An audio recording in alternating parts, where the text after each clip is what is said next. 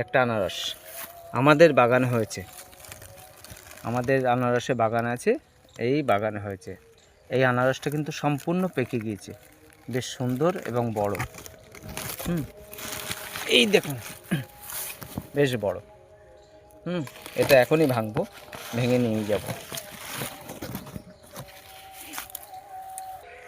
বাগানের মধ্যে আরও একটা আনারস হয়েছে, এই যে এই একটা আনারস হয়েছে। এটা এখনও পাকতে দেরি আছে, কয়েকদিন পরেই পাকবে। এই গোড়া দিয়ে আবার কিন্তু গাছ হয়, ঠিক আছে? এই গোড়া দিয়ে আবার গাছ হয়, বেশ ভালো লাগছে। এরকম বেশ কয়েকটা হয়েছে। তার মধ্যে এটা এখনও পাকতে একটু বাকি আছে। এই আনারসটা, এই বড় আনারসটা এবার আমি ভাঙবো, ভেঙে বাড়ি নিয়ে যাব। বাড়ি